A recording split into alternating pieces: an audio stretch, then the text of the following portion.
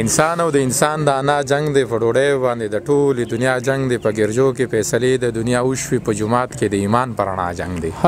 حد دی سید صاحب حد دی. نیازه خانه دغه څو انتخابي شعرونه دي ناشاد صاحب چې یار یو ناشاد یې هغه ته د خدای ورسوي چې څومره چې زړېږم پوهېږم یم ملګرو مرګ ته نږدې کېږم چا باندې چې ګران د خپله ځان وم اوس راپورې خاندي چې تېرېږم ډېر ښه دی. او دروند وم لکه کاڼی چې ځواني مې وه وخته تا بوډا کړم سپکېږم او څومره به د ناز تلمه کوږ په لار اوس چې قدم اخلم نه خوښېږم او سپین مخکې مې ګونجې را پیدا شولې تور ویښته مې سپین شو خفه کېږم.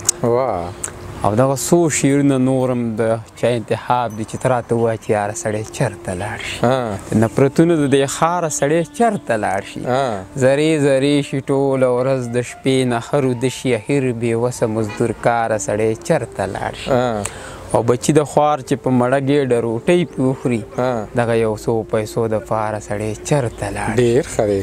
دا مې اورېدلي خو شاعر نه دی معلوم راته چې د چا دي. ښه ډېر ښه شعرونه و یار چې د هر چا دي ډېر زړه پورې شعرونه. او دغه د صاحب شاه صابر صاحب دغه څو لفظونه چې څه محبت څه انتظار یې کوو زړه چې د کار نو څه کار یې کوو محبت خونه چې ورانه نه وه هر سړی ښه اوس روزګار یې کوو او ستا د بڼو د بڼ د باد لږې زما چې یاد شي نو شغار یې کوو. ډېر ښه دی. او په غږ او غوږ چې پابندي ورسره یو څو مارغانو چې چغار یې کوو او دا به صابرو ښځه پوه شوم چې خوب یې نه و انتظار یې کوو. ډېر ښه دی. او د موږ د مردان سیمې د ځلنده ستوري محمد سعید صاحب دغه څو شعرونه چې زړه به مې خاورې د دې ګټې په تاوان مین شي چې زمونږ خوښ شي هغه ښکلی زر په ځان مین شي او غاړه غندلې تازګي ورته سرونه وهي څوک چې د شاړې په ټپه د یا قربان مین شي مینان ډېر دي خو مین به ورته هله وایو چې د سعید غوندې ملنګ شي په مردان مین شي. ډېر ښه دی. او سعید صاحب دغه هم وایي چې د انسان او د انسان د انا جنګ دی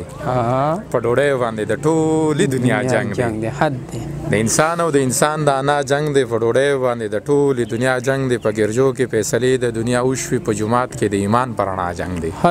حد دی سعید صاحب حد دی یار. په ګرجو کې فیصلې د دنیا وشوي په جومات کې د ایمان په رڼا جنګ دی. د مشرق انغري ځکه نه تودېږي ایشیا کې د وسلې په سودا جنګ دی. او دا سندرې دا جوور جوور فکرونه دا به دا ذهنونه وشاربي دا جنګ دی.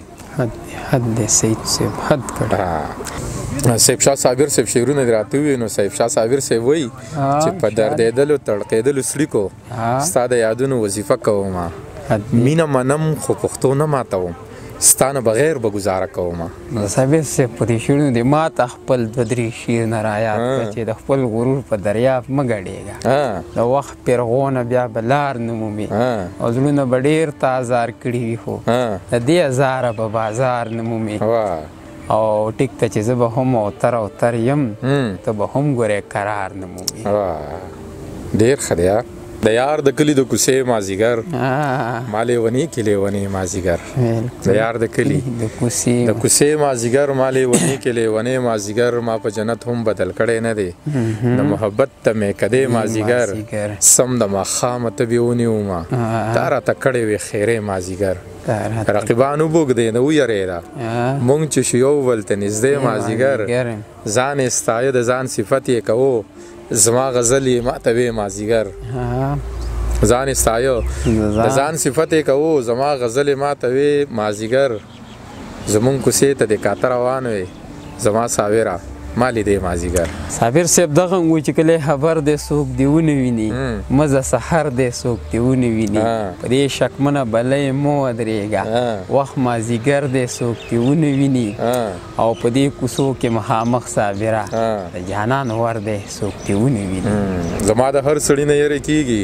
په چا باور دی څوک دې ونه ویني په عالم مه راځه بدنامه به شي صحرا دی غر دی څوک دې ونه ویني. او اقبال شاکر صاحب هم دغه شعرونه ډېر مې خوښ دي چې ډله پره زیاته په هر لور د زورور وي زور د زورور وي هم شور د زورور وي او موږ سره هسې بس د پړي سر نیولی دی نور که په رښتیا شي کلی کور د زورور وي او دا جینۍ به ولې د اسمان په جای قدم نږدي یو چې ښایسته وي بله خور د زورور وي او ژوند د ضابطې د دایرې نه وتې چرته شي لو به د لوګرو وي خو لور د زورور وي. ډېر ښه دی. او اقبال شاکر صاحب دغه یو شعر مې ډېر خوښ دی چې دنیا خامخا به چا په چا پورې خاندل زه څومره بختورم تا په ما پورې خاندل. ډېر ښه دی. ډېره ډېره مننه اوتره. یو جهان مننه. بس